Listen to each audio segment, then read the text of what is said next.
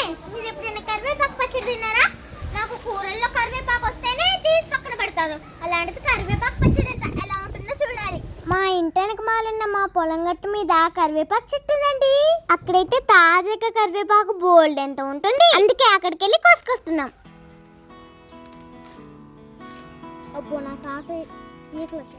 ఇంతకు ముందు మా ఇంటి దగ్గర పెద్ద కరివేపాకు చెట్టు ఉండేది.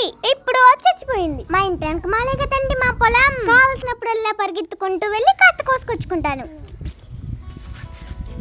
నానమ్మ వెళ్తూ వెళ్తూ ఇంకొన్ని కరివేపాకులు కోసుకున్నాను.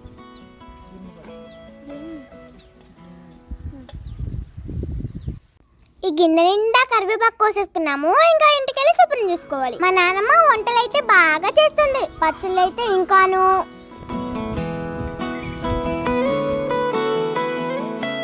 కరివేపాకు రెమ్మల్లో నుంచి తెప్పేసుకొని నీళ్ళన్న బకెట్ లో వేసి శుభ్రంగా కడుక్కోవాలి. ఎంత తాజాగా ఉన్న కరివేపాకైనా పురుగులు కనిపిస్తూ ఉంటాయి. మనం చూసుకొని శుభ్రం చేయాలి. మా చెల్లి మామిడికాయలు కోస్తుందంట. తనకేమో అందట్లేదు. నన్ను ఎత్తుకొని కోపించమంటుంది. నానమ్మ కరివేపాకు శుభ్రం చేసేసి పొయ్యి వెలిగించేసింది. మా చెల్లి చూడండి ఎన్ని విషయాలు పోతుందో. మా చెల్లి చూడండి సింహంలాగా భయపడుతుంది. చూడండి అటు.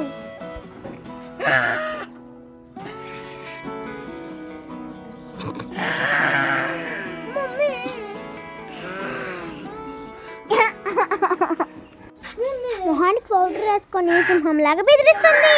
నేను భయపడాలంట.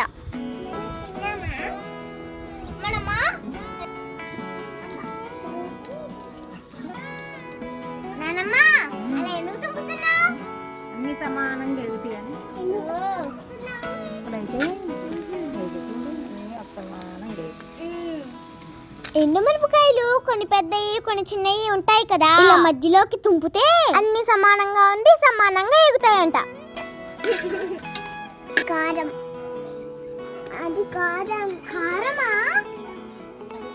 ఎండుమిరపకాయలు వేగిన తర్వాత అదే నూనెలో ధనియాలు కూడా వేసి ఎంచుకుంటున్నాం. మా చెల్లి ఎప్పుడు ఇంతే, ప్రేమ ఎక్కువైతే నన్ను కొట్టిద్ది. నేను కొడితే మాత్రం ఏడ్చిద్ది. ధనియాలు వేగడం కూడా అయిపోయింది. ఇప్పుడు అవి కూడా తీసి ఒక గిన్నెలో వేసుకుంటున్నాం.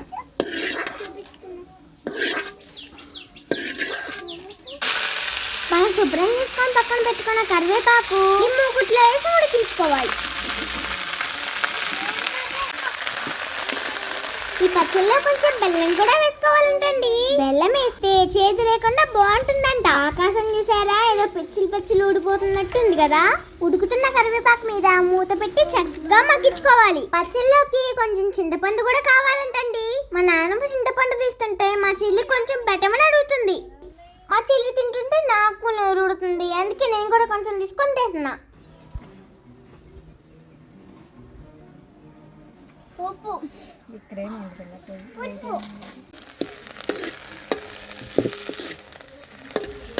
పచ్చళ్ళలోకి వెల్లుల్లిపాయలు కూడా కావాలండి. అందుకే వెల్లుల్లిపాయలు పొట్టు తీసుకొని పక్కన పెట్టుకుంటున్నాం. ఇంకా ఉడికించిన కరివేపాకు మగ్గింది. అదంతా కూడా ఒక ప్లేట్లోకి తీసుకుంటున్నాం. అదే మూకిట్లో చింతపండు వాటర్ పోసి ఉడికించుకోవాలి. మా చెల్లి నన్ను ఎక్కడ కుదురుగా కూర్చొనిట్లేదు. నేను ప్రశాంతంగా మా నాన్నమ్మ చేసే వంటలు చూసి నేర్చుకుంటుంటే ఆడుకుందాం దా ఉప్పెక్కుదుగానే అని పిలుస్తుంది. సల్లే అని వచ్చి ఉప్పెక్కేసరికి నొప్పి పుడుతుందంట. ఇప్పుడు ఆ చింతపండులోనే బెల్లం ముక్క కూడా వేసి ఉడికించుకోవాలి. మనం వేయించి పక్కన పెట్టుకున్న ఎండుమిర్చి ధనియాలు ఒక మిక్సీలోకి తీసుకోవాలి. ఇప్పుడు అందులో కొంచెం ఉప్పు వేసుకొని మిక్సీ పట్టుకోవాలి.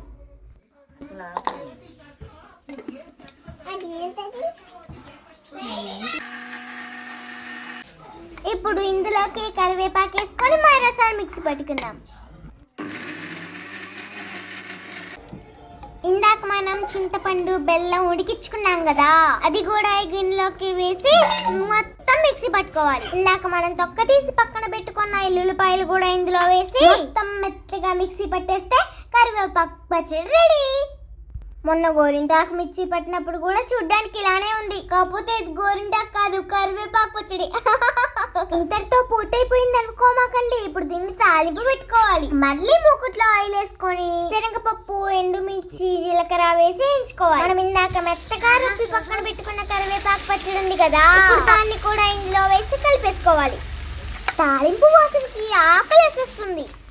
ఇప్పుడు వేడి వేడి అన్నంలో పచ్చడి వేసుకొని నెయ్యి వేసుకొని తింటే సూపర్ గా ఉంటుంది. మా అమ్మ కూరల్లో కరివేపాకు వేస్తేనే తీసి పక్కన పడేస్తాను. అప్పుడు మా అమ్మ నన్ను తిడుతుంది. వెంట్రుకలు నల్లగా ఉండాలన్నా, జుట్టు బాగా పెరగాలన్నా కరివేపాకు బాగా తినాలంటండి. కూరల్లో కన్నా ఇలా పచ్చడిలో వేసుకొని తింటే రుచిగాను ఉంటుంది. ఎక్కువగా తింటా. ఇడ్లీలోకి దోశల్లో కూడా చాలా బాగుంటుందంటండి.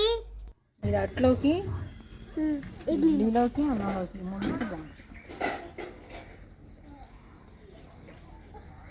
ఎంత బాగుందా ఫ్రెండ్స్, సూపర్ చేశానమ్మా. నిజంగా చాలా బాగుందండి. మీకు కూడా వీలు కుదిరితే ఇలా చేసుకొని తినండి, సరేనా?